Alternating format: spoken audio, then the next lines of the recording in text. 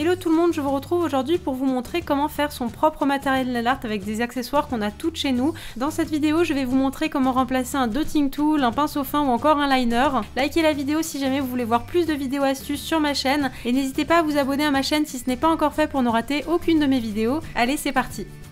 Le dotting tool est vraiment un indispensable en nail art, ce mot vient de l'anglais avec dot qui signifie poids et tool qui signifie outil, c'est donc l'outil à poids. Et comme vous allez le voir, il y a énormément d'objets du quotidien qui peuvent le remplacer, à commencer par un crayon en papier mal taillé tout simplement. Dans le même ordre d'idée, vous pouvez utiliser un bic qui ne fonctionne plus, ça lui donnera une seconde vie et ça remplace très bien le dotting tool. Une autre astuce assez connue, c'est d'utiliser une épingle à cheveux en guise de dotting tool et c'est encore plus pratique quand on écarte les deux branches de l'épingle pour ne pas être gêné par la deuxième branche quand on fait ses poids. Et enfin, dernière astuce pour le dotting tool, c'est d'utiliser une tête d'épingle. Personnellement, c'est comme ça que j'ai commencé mes premiers nail art, mais c'est vrai que c'est pas ce qu'il y a de plus pratique au niveau de la prise en main et surtout ça peut être un peu dangereux au niveau de l'aiguille. Et donc pour ça, la petite astuce, c'est de planter l'aiguille dans la gomme d'un critérium. De cette façon-là, vous aurez une meilleure prise en main et ça va être beaucoup plus agréable à utiliser. Un autre indispensable du nail art, il s'agit du dotting tool aiguille qui a une plus petite tête et qui va donc nous permettre de faire des poids de petite taille. Je m'en sers généralement pour faire les yeux d'un personnage ou encore la petite touche de lumière. Et première astuce, vous pouvez le remplacer par un cure-dent tout simplement que vous pouvez limer un petit peu pour éroder un peu la pointe et obtenir une taille de poids similaire à un dotting tool aiguille. Vous pouvez également vous servir d'un critérium, c'est vraiment ce qu'il y a de plus pratique. Je m'en étais servi lorsque j'avais fait ma manucure à poids et comme vous pouvez le voir, ça marche tout aussi bien et ce qui est pratique, c'est qu'on a tout ça à la maison. On passe maintenant au pinceau plat dont je me sers quasiment à chaque vidéo et dont je ne peux absolument pas me passer, que ce soit pour nettoyer mes contours après une pose de vernis ou encore pour nettoyer un nail art un peu salissant. Et la première astuce, c'est de le remplacer par un pinceau biseauté pour le maquillage que vous allez ensuite utiliser exclusivement pour vos ongles. Vous pouvez également utiliser n'importe quel pinceau à maquillage qui soit un peu plat, même s'il est un peu arrondi, l'idéal c'est qu'il ait le poil assez rigide. Et encore une fois, très important, si vous utilisez un pinceau à maquillage pour vos ongles, dédiez-le uniquement à ça par la suite.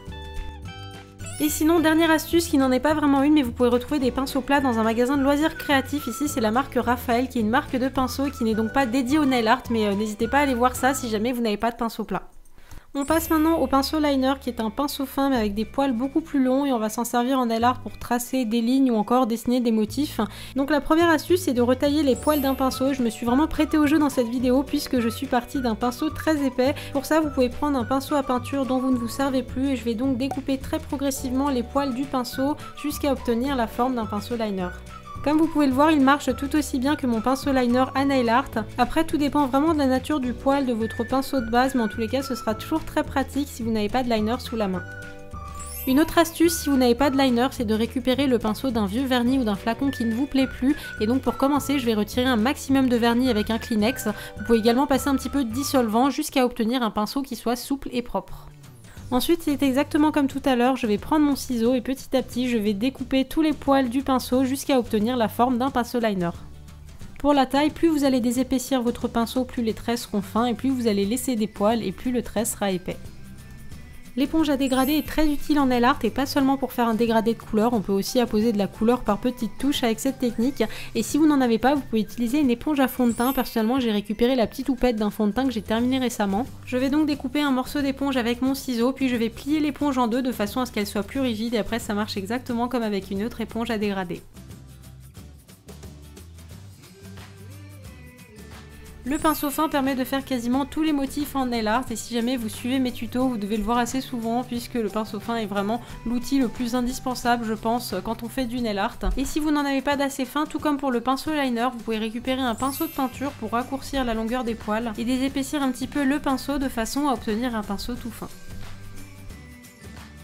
Et voilà pour cette vidéo, j'espère que ça vous aura plu et que ça vous permettra de reproduire mes tutos chez vous si jamais vous n'aviez pas le matériel. N'hésitez pas à liker cette vidéo si jamais vous voulez que je vous montre plus d'astuces. Moi je vous dis à très vite pour une nouvelle vidéo, d'ici là prenez soin de vous, je vous embrasse très fort.